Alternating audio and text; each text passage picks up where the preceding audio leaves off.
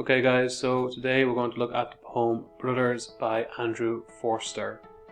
Alright, so we're going to start off, we're mainly looking at the use of metaphor in this poem, and then we also want to be able to comment on the use of key words in this poem. As we've talked about this before, you can use key words, so important words from a line, you can talk about their effect on the reader. Okay, so we're going to look at a few key words from this poem as we go along. Okay, so the poem itself. Brothers.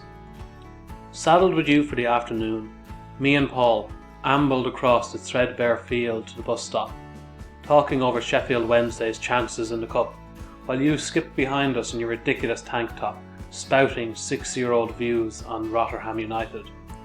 Suddenly you froze, said you hadn't any bus fare.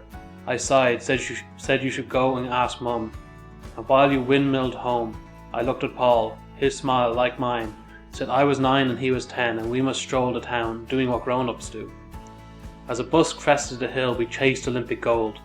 Looking back, I saw you spring towards the gate, your hand holding out what must have been a coin. I ran on, unable to close the distance I'd set in motion.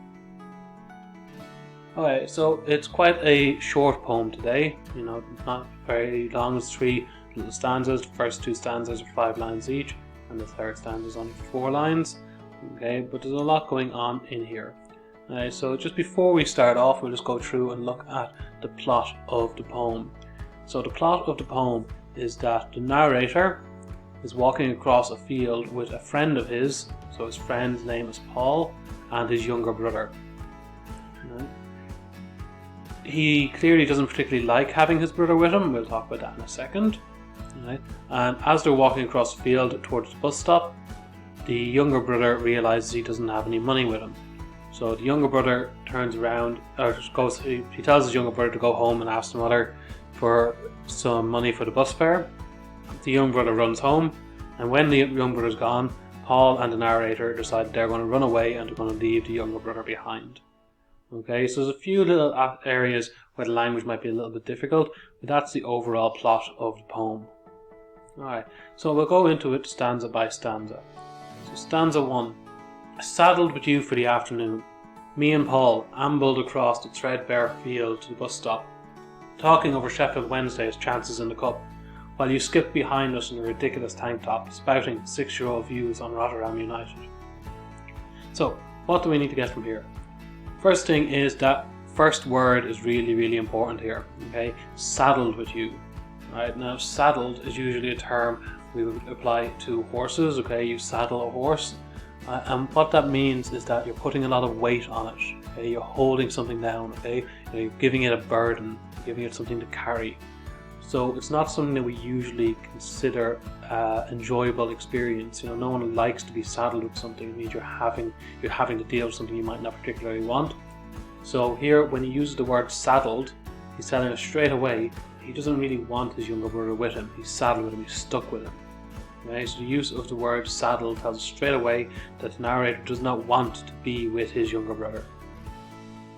Moving on then, so me and Paul ambled across the threadbare field to the bus stop, talking over Sheffield Wednesday's chances in the cup. So ambled just means walks, okay, so kind of slowly walking along or ambling along. The image of the boys walking across the field here, they're just talking about football. He's being quite general in his description. It's just 2 boys walking across, or 3 boys, walking across the field, talking about football. It's something that it's quite a familiar image, and that gives the poem an aspect that more people can relate to. More people can kind of imagine. They'll know young boys who are like this, or there might be young boys like this themselves. This might be something that they're used to. So it gives it a more universal, makes it more relatable as a poem.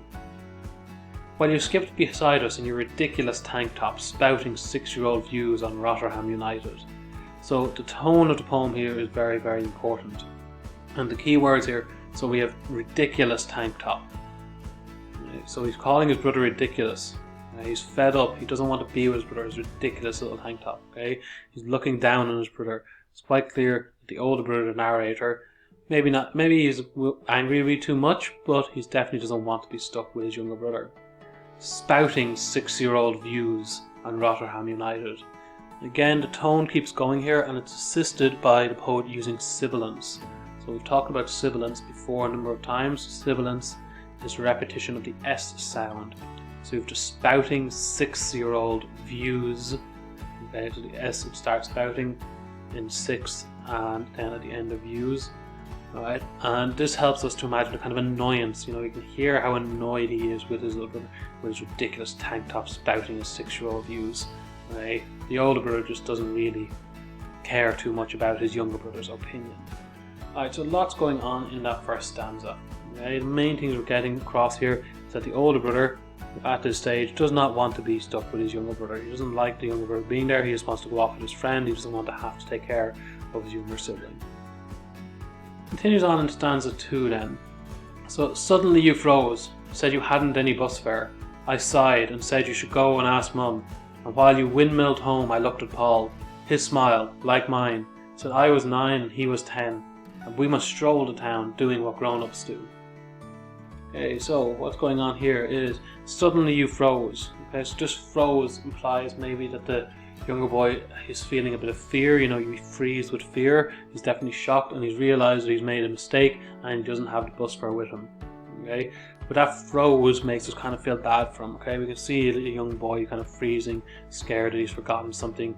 We kind of feel a bit of empathy towards his situation. Okay, but the older brother isn't really feeling that empathy. He's just still fed up. So I sighed. So sighed shows that he's exasperated. He's tired of taking care of his little brother. Said you should go and ask Mum. Okay? So he sends the younger brother home, and then he tells us the young boy windmilled home. Windmilled, if you think of a windmill, it's running round and round in circles. So he windmilled. He's not going straight directly home. Maybe he's kind of a bit all over the place, and it gives us the image again of a child running. So it's making the younger boy seem very, very innocent throughout the stanza, and it's emphasizing the older brother, the narrator's tiredness and exhaustion of having to take care of his younger brother. So when the young boy is gone, he looks at Paul, his friend, and the two of them, they decide, oh well, we're older. I'm 9, he was 10, and we need to be able to be grown-ups. So that leads directly into stanza 3 then, and we see that what happens here is that the boys run away from the younger brother. Right? So taking their chance when the younger brother's gone to get the money from his mother, they are going to run away. So as a bus crested the hill, so at the top of the hill there's a bus coming to the top of the hill, we chased Olympic gold. So chased Olympic gold means that they are running fast. They're running as if they're trying to win an Olympic medal. Okay, they're running as fast as they can to get to this bus so they can get away from the little brother. Looking back, I saw you spring toward the gate, your hand holding out what must have been a coin. So as they reach the bus, the narrator kind of looks back behind him. He sees his little brother at the gate holding up a coin. So the young brother's got his bus fare, but they're already gone. They've left. They're on the bus. They're getting away from him. Right? And we can feel, how downhearted the younger brother's going to be here, and how upset a younger brother's going to be that he's been abandoned like this. But for the narrator, this is, he's trying to get this freedom from being stuck with his younger brother. That's what's going on. That's why he's running away. And so he tells us, I ran on. So despite looking back and seeing his brother holding the coin, he keeps running. And here's where it gets a little bit different. Here's where the crux of the poem is the most important one. Unable to close the distance I'd set in motion. So the final line here, it's a really important metaphor. So the poet tells us that he's unable to close the distance between him and his brother. Now this seems a bit strange because the poet's the one who's running away from the brother.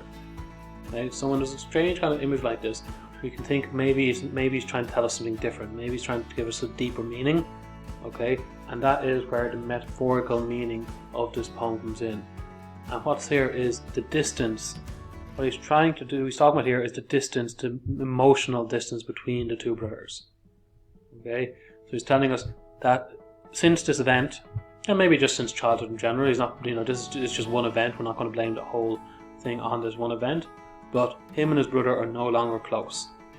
There's a big, big distance between them. Okay, so not close to each other anymore at all, and the narrator seems to regret this. He's unable to close that distance. He's suggesting that he wants to have a better relationship with his brother, so he wants to improve their relationship, but he's not able to. And because of things like this, maybe that have caused their relationship to break down, which means that they can't be close anymore. Okay, so I ran on, unable to close the distance I'd set in motion. As an important metaphor showing that their relationship is broken down. There's a lot of distance in their relationship. Okay, it's not necessarily a physical distance, an emotional and personal distance. And the poet is kind of regretting that he's grown apart from his brother.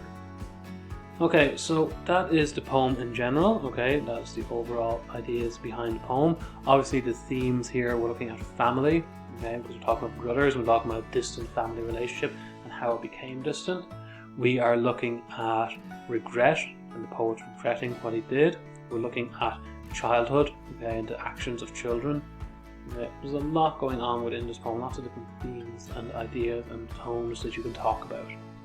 And just to finish up, so two questions here. So a higher level and ordinary level question. Okay, so higher level question. Explain what type of family relationship the poet describes in this poem and how he engages the reader through his use of language. So there's two aspects to this question. Okay, you need to make sure you're answering both. Right? So you want 3 analytical paragraphs. In each paragraph you're making a point. So this is the type of relationship we see. You're giving me a quote to show me that relationship. You're explaining it in one sentence. This is what the relationship is. Right? Then you're showing me the type of language. So this is where you're getting the second piece of the question in. He uses this technique. So he uses sibilance, or he uses the imagery, or he uses the metaphor. And this makes the reader think, or this makes the reader feel this way. Okay, so 5 points per paragraph, 3 paragraphs altogether. Okay, you really want to try and get this, detailed analysis going on here.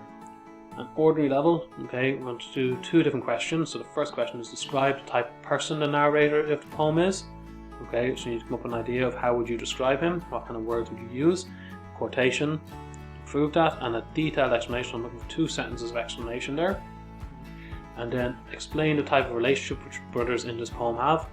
And I'm looking for 2 PQE paragraphs here, right? So 2 points, maybe one from the start and one from the end.